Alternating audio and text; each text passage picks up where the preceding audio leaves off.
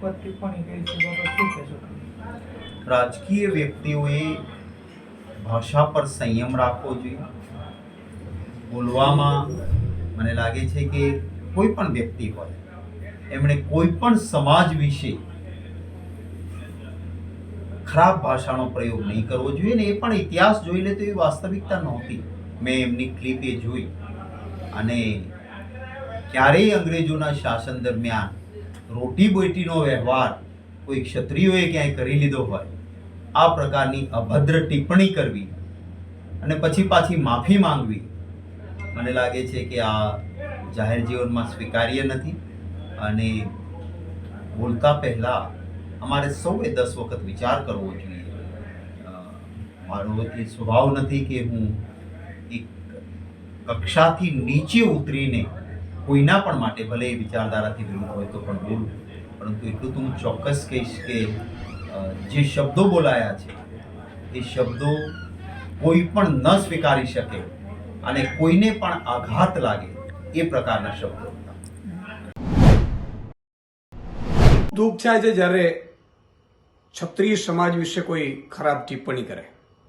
એક ચારણના દીકરા તરીકે મને ખબર છે એની ઇતિહાસની, અને જ્યારે મત માટે કોઈ નેતાઓ એમના વિશે ખરાબ ટિપ્પણી કરે અને એટલી નિમ્ન કક્ષાની ટિપ્પણી કરે ત્યારે ખૂબ દુઃખ થાય છે. ઇતિહાસ તો તપાસો રાજપૂતોનો, ક્ષત્રિયોનો. એમણે માથા આપ્યા છે આ દેશ માટે. એવું નહીં માત્ર રાજપૂતો નહીં, રાજપૂતિયાણીઓએ પોતાના માથા આપ્યા છે આ દેશની ધરતી માટે બલિદાન આપ્યા છે. કેટલા યુદ્ધો થયા છે તપાસ કરી આવો. ભૂચર મોરીથી માંડીને કેટલા યુદ્ધો લડાણા છે. એનો ઇતિહાસની જ્યારે પન્ના ખોલીએ ને તો કલાકો ને કલાકો નીકળી જાય. ત્યારે આ ખૂબ જ નિંદનીય ટિપ્પણી છે. અને પહેલું રાજ અત્યારે કોઈ ખુરશી નથી આપતું, ટિકિટ કપાય ને તો એને ઊંઘ નથી આવતી, ત્યારે રજવાડું આખું કૃષ્ણકુમારસિંહજીએ ભાવનગર મહારાજાએ પહેલું આપી દીધું હતું. ત્યારે હંમેશા કોઈ પણ સમાજ વિશે ખરાબ ટિપ્પણી કરતા સૌએ બચવું જોઈએ. વારંવાર કહું છું, સમાજ પોતાના અમૂલ્ય બલિદાનની યોગદાનથી ઓળખાય છે. અને આ ભાજપના નેતા રૂપાલાજીને મારે એટલું જ કહેવું છે કે ન માત્ર માફી માંગવાથી આપણે ભૂલી જશું એવું નથી, અંદરથી દુઃખ હોવું જોઈએ. આ રાજપૂત સમાજે આપણા માટે કેટલું કેટલું બલિદાન આપ્યું છે. ખૂબ દુઃખ થાય છે. અને ફરીથી કોઈ પણ નેતા હોય, કોઈ પણ વ્યક્તિ હોય, કોઈ શું કામ બીજી સમાજની ઉપર ટિપ્પણી કરે? શું કામ કરવી જોઈએ? આ એક નવી ફેશન શરૂ થઈ છે જે દુઃખદાયક છે. જય હિન્દ, જય ભારત. નમસ્કાર. ગઈકાલે રાજકોટની એક સભામાં રાજકીય આગેવાન અને રાજકારણના બારોટ રૂપાલાજીએ નિવેદન આપ્યું. રૂપાલાજીની જે આદત છે ગમે તે સમાજમાં જાય તેના વખાણ કરવા અને બીજા સમાજની નિંદા કરવી. ગઈકાલે આ ધરતીની હિન્દુત્વ રાખવાનું કોઈ કામ કર્યું હોય તો ક્ષત્રિયોએ, રાજા મહારાજોએ કર્યું છે.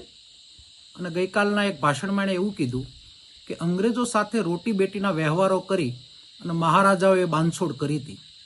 રૂપાલાજી, તમને ઇતિહાસનો ખ્યાલ ન હોય તો હું તમને જણાવી દઉં કે જે તમે હિન્દુ રાષ્ટ્રની વાત કરતા હો તો એને કોઈ બચાવવાનું કામ કર્યું, મોગલો સામે લડવાનું કોઈ કામ કર્યું હોય તો ક્ષત્રિય લોકોએ કર્યું છે, રાજા મહારાજાએ કર્યું છે. અને રાજા મહારાજા જે સરદાર સાહેબનું તમે સપનું જોઈ રહ્યા છો એ સરદાર સાહેબને કોઈ ઉજળા કરી બતાવ્યા હોય તો ક્ષત્રિય સમાજે કરી બતાવ્યા. કારણ કે એને રજવાડા જે સુપ્રત આ દેશ માટે કર્યા ત્યારે તમે વાણી વિલાસ કરી અને મત લેવાના જે પ્રયત્નો કરી રહ્યા ત્યારે કોઈ સમાજની લાગણી દુભાઈ સખત શબ્દોમાં વખોડી કાઢું છું.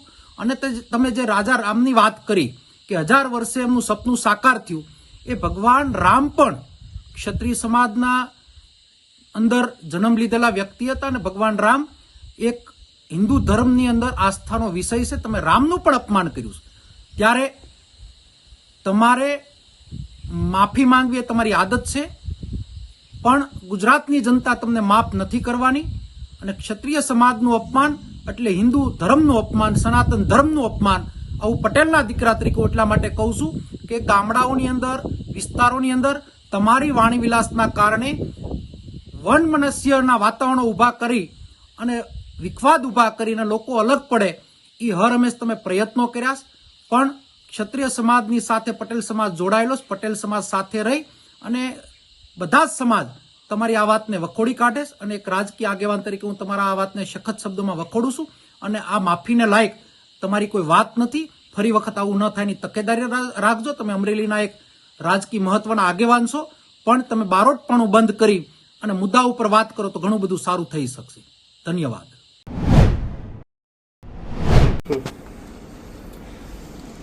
નમસ્કાર. ક્ષત્રિય સમાજના સૌ આગેવાનોને મારા રામ રામ. હું પરસોત્તમ રૂપાલા રાજકોટની અંદર વાલ્મીકી સમાજના એક કાર્યક્રમમાં ભાષણ મેં કરેલું, એનો એક વિડીયો વાયરલ થયો છે, જેને લઈને ક્ષત્રિય સમાજના ઘણા બધા આગેવાનોએ મને એ વિડીયા અંગે પોતાની પ્રતિક્રિયાઓ આપી છે, રોષ પણ વ્યક્ત કર્યો છે, સલાહ પણ આપી છે. આ તમામ આગેવાનોમાં અમારા વરિષ્ઠ આગેવાન ભૂપેન્દ્રસિંહજી ચુડાસમા, રાજ્યસભાના મારા સાથીદાર કેસરીસિંહજી વાંકાનેર સ્ટેટ, અમારા માનદાતાસિંહજી રાજકોટથી, પૃથ્વીસિંહ જેઠવા ઘુમલીથી, તેજપાલસિંહ સરવૈયા ભાવનગરથી, અર્જુનસિંહ વાળા જસદણથી ને હમણાં મનદીપસિંહજી પાલીતાણાથી બોલતા હતા. એ ઉપરાંત અમારા રાજકોટના આગેવાન ઘુઘુભા, પ્રદીપસિંહજી, કિરીટસિંહજી રાણા વગેરે આગેવાનો સાથે મારી વાતચીત થઈ. એના પ્રતિભાવો પણ મને મળ્યા છે. ક્ષત્રિય સમાજ અને રાજવી પરિવાર અંગેના મારા ઉલ્લેખને કારણે તેઓએ પોતાની નારાજગી અને રોષ વ્યક્ત કરેલો હતો. મેં જે વાત કરતો હતો એમાં મારો આશય માત્ર વિધર્મીઓ દ્વારા આપણી સંસ્કૃતિ ઉપર અને આપણા દેશ ઉપર થયેલા જુલ્મોનું નિરૂપણ કરવાનો હતો.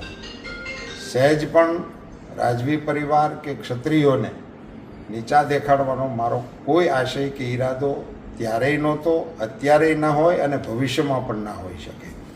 તેમ છતાં આ મારા વિડીયો થકી કે મારા આ પ્રવચનના ઉલ્લેખ થકી કોઈ પણની લાગણી દુભાઈ હોય તો હું દિલગીરી વ્યક્ત કરું છું, દિલથી માફી માગું છું અને ક્ષત્રિય સમાજની ગરિમા અને ગૌરવની ખેવના ધરાવતો હોવાને કારણે આ માત્ર ચૂંટણીલક્ષી વાત નથી, પણ કાયમી ધોરણે આ પ્રકારના વિષયો પ્રત્યે મને પણ કોઈ પણ પ્રકારનું મનમાં ઓછપ કે ઉણપ લાવવા જેવું કે એમને કોઈને એમની ગરિમાને ઘસરકો પહોંચાડવાનો મારો કદી ઈરાદો ન હોય એવી મારી નમ્ર સ્પષ્ટતા કરું છું અને આપ સૌને આ વિષયને અહીંયા પૂરો કરવા માટેની વિનંતી કરું છું.